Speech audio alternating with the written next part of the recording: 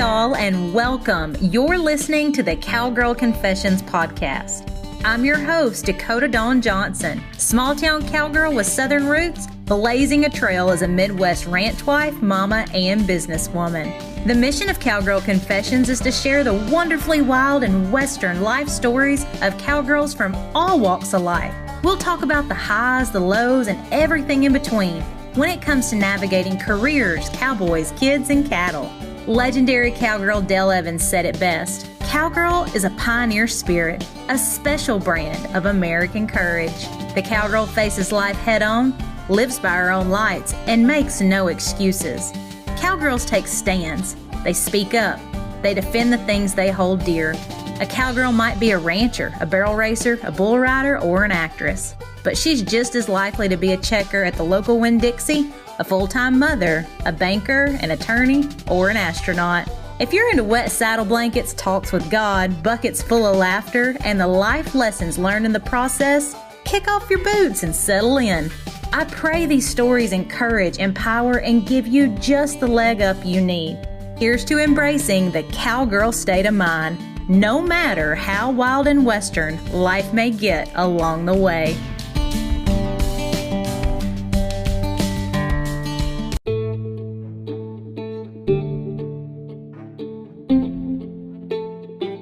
This episode is brought to you by Space Cowgirl Marketing and Media, a one-stop space station for all of your solopreneur needs. Whether you have a complete functioning business and want to consult on how to level up, or you have nothing but an idea sparked from that random drive home last week, Space Cowgirl has the knowledge and services to help you conquer even the most far-off realities. My friend Lauren of Space Cowgirl Marketing and Media has been instrumental in helping me launch my dreams that were sitting on Someday Island into actual reality. I encourage you, friend, to visit spacecowgirl.com to take your ideas to the next level. Welcome to the Cowgirl Confessions podcast. Thank you for choosing to spend your time with us today. I'm having a pinch me moment because our guest today, I've literally had her name and her business on my vision board for the past few years. And then as luck would have it, and just how it works in our Western way of life, a mutual friend of ours connected us because I was like, I would love to have her on the podcast. And so today we have the owner, the operator behind Designers Brew with us. Brett, thank you for joining us on the podcast. Thank you for having me. That is so sweet. That is the biggest compliment. So thank you. You are so welcome. I've been following you for a while now on Instagram, and I would love to know how your journey in interior design and with furniture, how did that get started?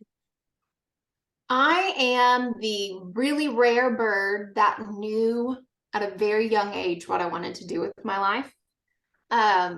My dad, he's a farmer and rancher, but when I was really young, he didn't have enough land acquired to do that full time. So he had an electrical contracting business. And so when I was really young, I would watch him bid plans and work on floor plans and do electrical plans at our coffee table at night after we worked all day. And I just felt like that looked so cool.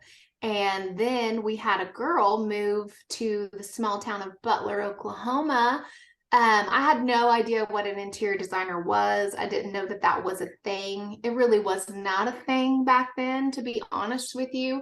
But she moved from California to Butler, and she had an experience with interior designers in California, the big city. And so she and I would skip recess and draw floor plans and play around with that kind of stuff that we knew nothing about. And I just remember drawing houses and just from a very, very young age. I think I was in the 5th grade when all of that got started.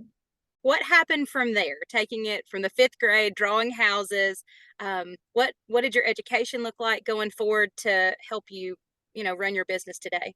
Because he had worked with designers and stuff, my dad, my parents let us dream whatever we wanted to dream. So they never said you couldn't do this. But what they said is, if you are going to do this, you're not going to be an idiot. Because he had worked with some interior designers that, made projects more difficult and didn't help the situation.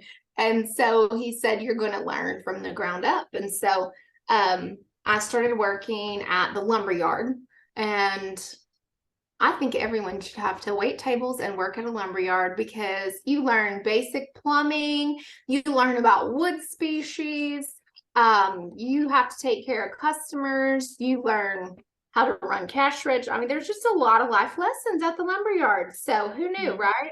Yeah, I totally agree on that. I waited tables. I never worked at the lumber yard, but it it gives you a set of life skills. It does. Just waiting on the public in general gives you a set of life skills. So I learned a lot there. My boss was a very kind man, and he taught me a lot. And then from there, I went, I did work and dress windows, and I worked retail, women's clothing retail for a little bit. But then when I went to college, at OSU, I worked waited tables, and then there was a husband and wife. They would come in and sit in my section all the time, and they said, hey, it was a Sunday afternoon, and they said, we want you to come meet with us after work. We want to offer you a job. And I said, well, I'm not looking for a job. And he said, yeah, you are. You just don't know it. And I said, okay. So I did. I went and met with him, and he owned a high-end cabinet shop, and he worked out of Glencoe, Oklahoma. His name was John and Sharon Willman. And so I went and met with John and Sharon, and I continued to wait tables, but I worked for them too. And I had incredible experience at such a young age to design some really, really high-end kitchens. We worked for the most prestigious builder in Stillwater at the time, and I was not even out of design school, and I was head of design for his entire shop. So my very first day working for him, I show up in heels and a dress, and he said, get in the truck. So I got in the truck, and we went to a job site, and we chalked out walls for hanging cabinets, and I never wore heels again after that. Learned some good life lessons early, but it was a really valuable position to have as a design student. So much hands-on learning, it sounds like, in that position. Yes, there definitely was. From there, how was Designers Brew born, and when did you get started? Because I'm like, this woman, she just has a knack for this. It's a God-given talent, the way she can put things together, but also do it with different styles. I mean, it's like you know it's you doing it, but then I feel like you can just really make it fit to whatever that person is looking for. I appreciate that. I think it's bonus. I think it's a compliment, and also not a compliment if you look at somebody's stuff and you're like, oh, Brett Brinkley did that, or Brett McPherson did that. I don't know why I just said my maiden name.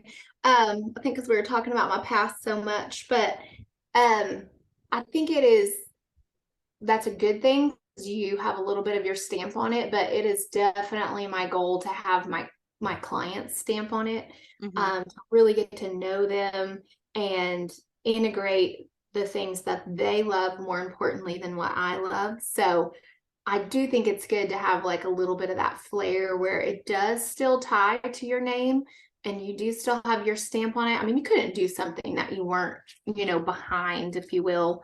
But yes, it is definitely more of a passion to have my clients and their families and their love and hobbies and interest on their project. So how would somebody that's interested in working with you walk us through that process, if you will? Oh man, I hate this question. Are you even accepting clients at this point, Brett? I guess I should have asked that. It has to be the absolute perfect fit. I'm at a spot where I'm doing, yes, I do accept clients. You can't call me and we can't start your project next week. I mean, there's not per se a hard waiting list, but it's definitely, we've got to work the project in. So people reach out to me. People kind of know that, but people reach out to me 6 months to a year in advance, and they'll say, hey, I got a project coming, and then we kind of start the interviewing process of what's your project look like? What's your budget? Unfortunately, I have to ask that question. And right now it's been where I've done more smaller projects at once in the past, but right now the way the cookie has crumbled, I've got a few amount of really large projects going. So it kind of just depends where all of those are in the process, because it is just me. I have an intern that does kind of back end work, drafting and things, and then I have an amazing personal assistant, Britton, and we have a very, very small crew, and we accomplish a lot. We hit it hard every day. So yes, I accept clients. I just have to know in advance, and we have to really talk about what kind of project you have. I do have a girl that I have on staff, Jenny Buxton, and she lives far away. Like, I see her like once a year, but we do collaborate on projects in far rural America, or she just did one in Arkansas, like totally digitally. So we do have a few options if it's the right fit. Okay, well that sounds promising, for anybody listening out there, and gals like me that have your name on their vision board. So Yeah. so we can know how to get in line there.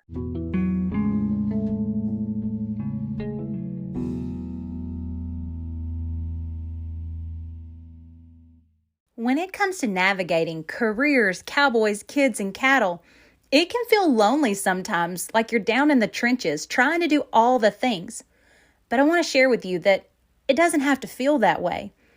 I joined the Cowgirls Over Coffee membership in May of 2020, and y'all, it has been such a gift. It has allowed me to connect with women with that Western and rural background that simply get it.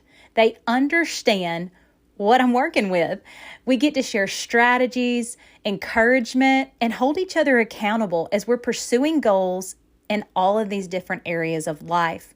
To learn more, visit cowgirlsovercoffee.com or check out episode 45 of the Cowgirl Confessions podcast that features the founder of Cowgirls Over Coffee, Thea Larson. I hope to see you there.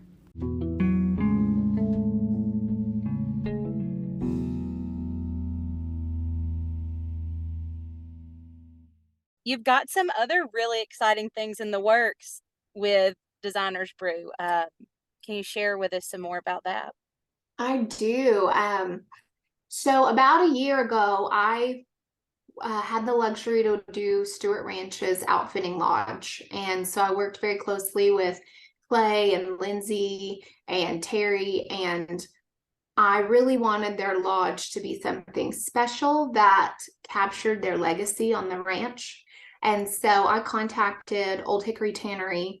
I felt like that iconic company would be the absolute best fit for what I was wanting to do at the lodge.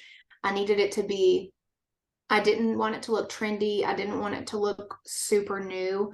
I wanted it to feel fresh and clean, but I wanted it to really have that hardcore ranch legacy at the heart of it. Mm-hmm. So I flew out to North Carolina, and I custom designed every stitch of furniture you see in that lodge. I designed it from scratch, and it was the coolest experience. Well, through doing that, I became really good buddies with the owner. And I say buddies, he's 83 years old. I adore that man, the man that owns Old Hickory Tannery. He's opened it since the doors were open. His name is Willard Black, and he and I just really hit it off. And he said, "You should have your own furniture line. You're really good at this." And I said, "Willard, I'm just winging it. Like, this is fun. This is for a project, and he just kept pushing it. So I said, "Well, what would that look like?" And he said, "Well, you have to build a website, and then we could build a line and all the stuff." So we have been working behind the scenes in our spare time. Britton just choked. Yeah, all the spare time. Britton just choked a little bit.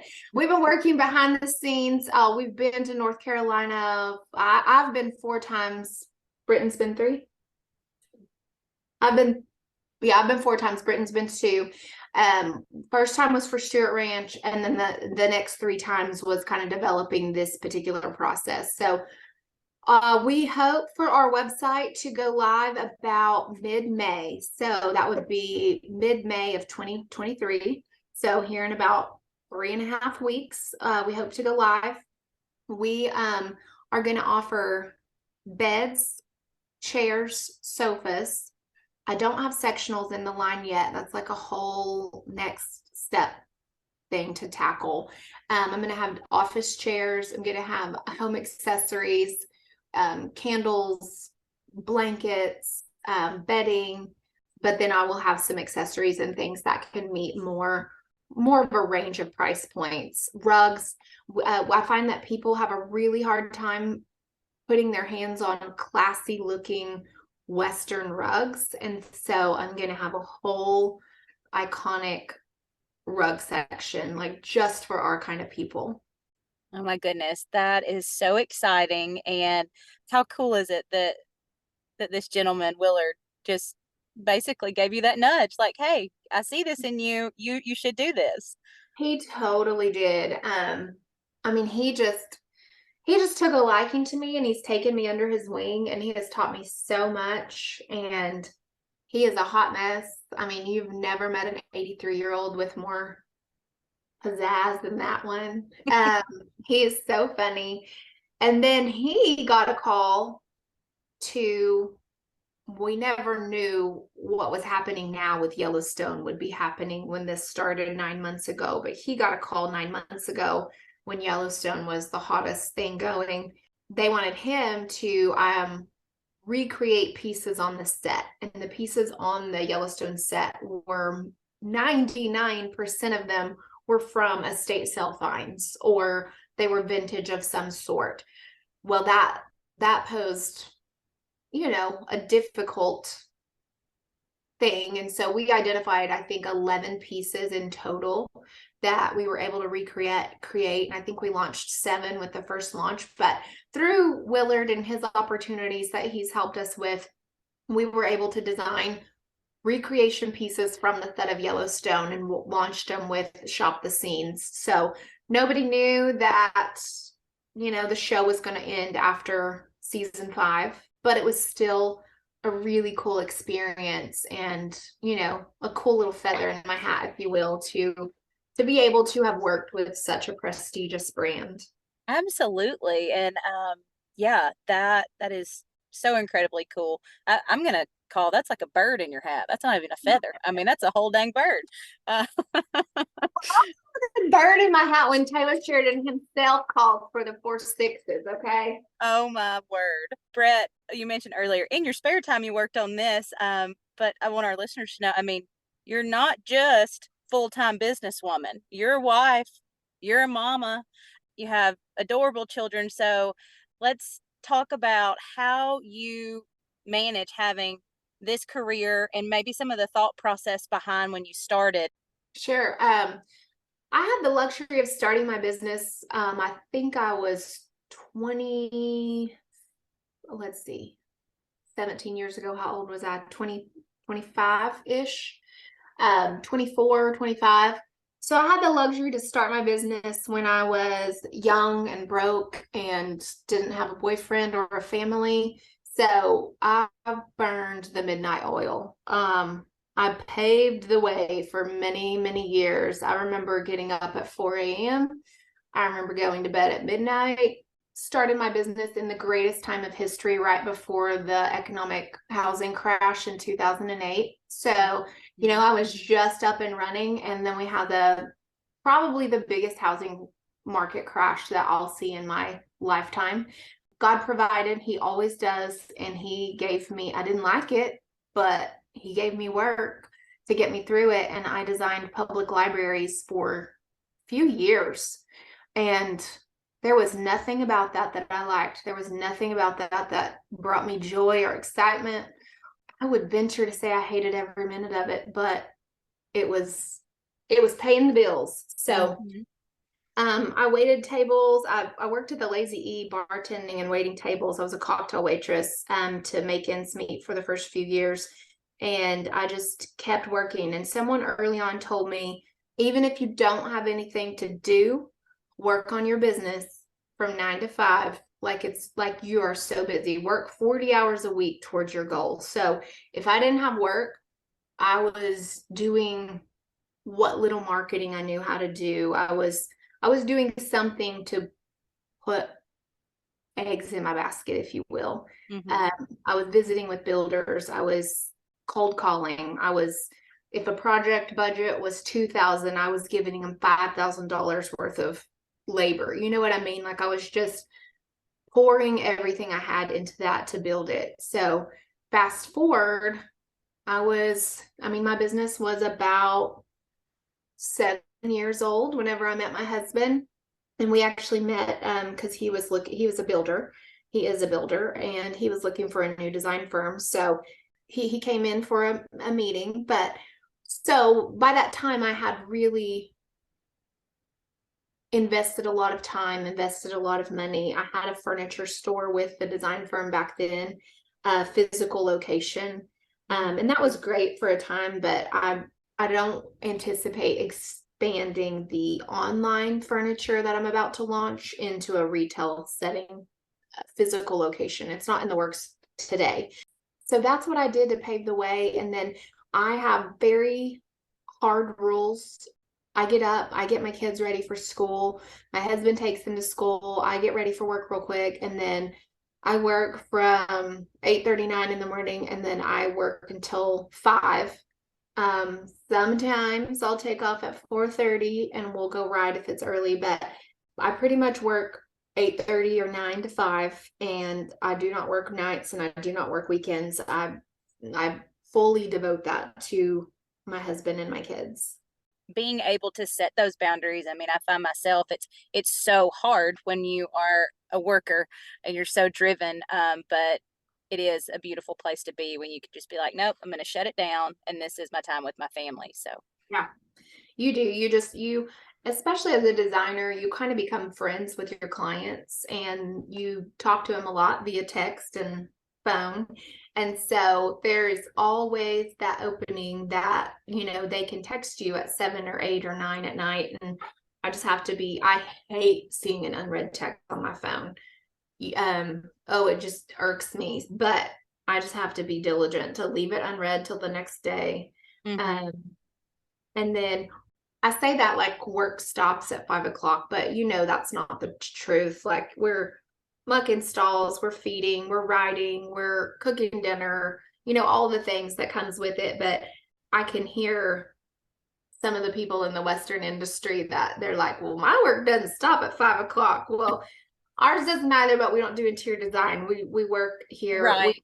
We have 40 acres, so it's not like we're running thousands of acres here, but those things you can do with your kids. So work doesn't necessarily stop, but it definitely shifts from Designers Brew to other things.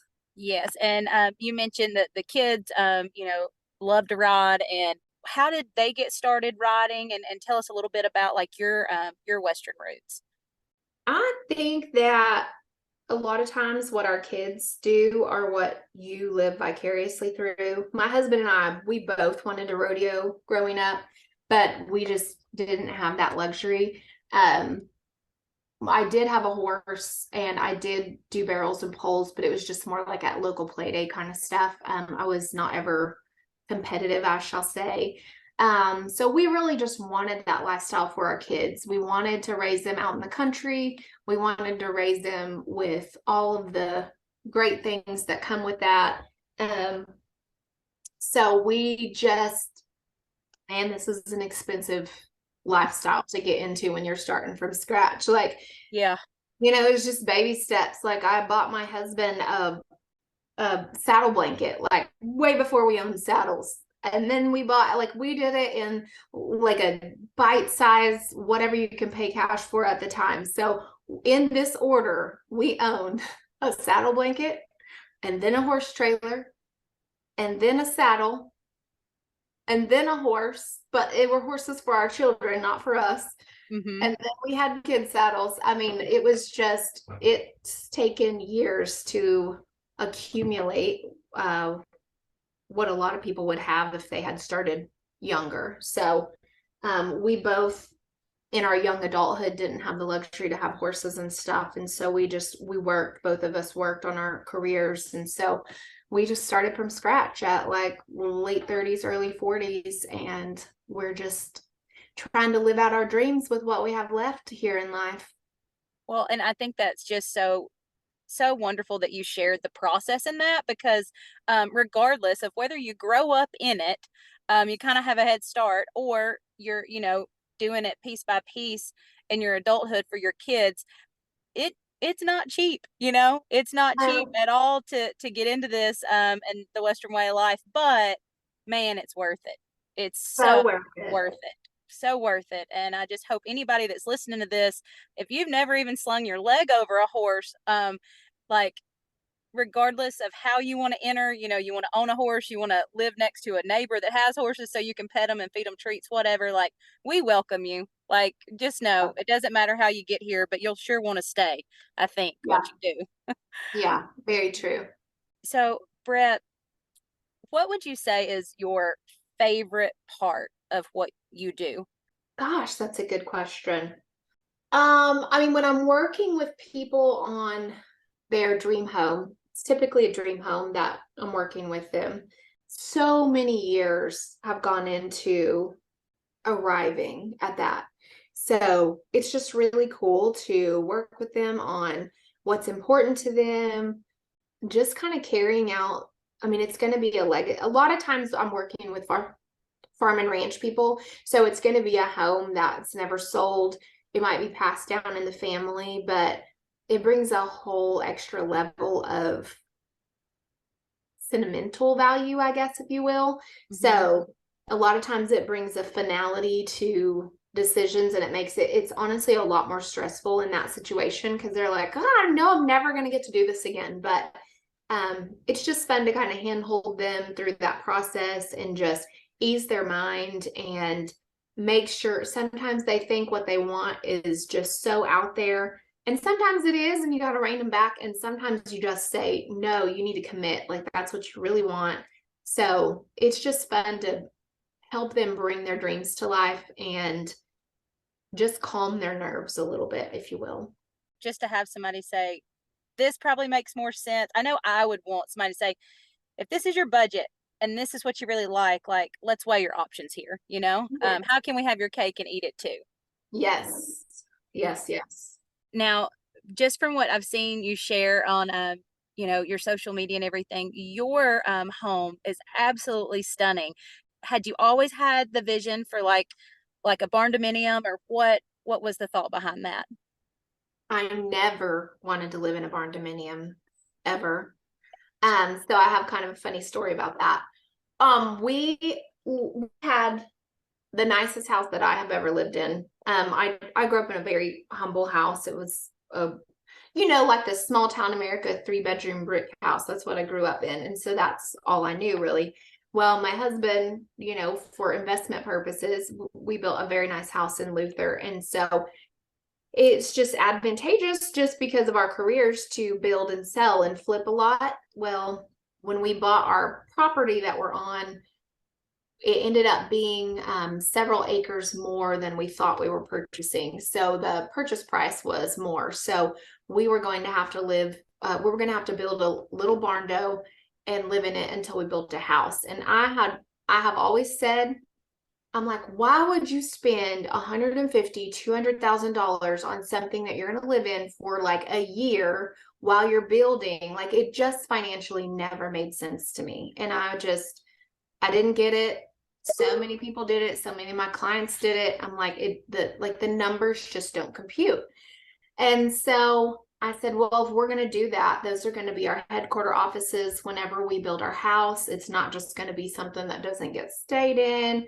Maybe it's a VRBO, it's this, that, or the other. So I had to mentally I'm very business minded. So I had to mentally come to a spot where it financially made sense. So I told my husband, I said, there's nothing wrong with a cute little metal barn dominium, but that's not what I want. I don't do anything normal. I don't do anything.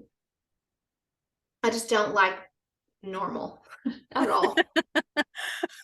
And so I sketched out on paper, I sketched out this barn dominium, and he was like, that's really cool. Well, it is really cool, and it was really expensive. So we're living here a way longer period of time than I had first anticipated, but we love it. And it's a testament that we have a family of 5, and it's about 1,700 square feet. But the ceilings are really tall, and I have a ton of storage.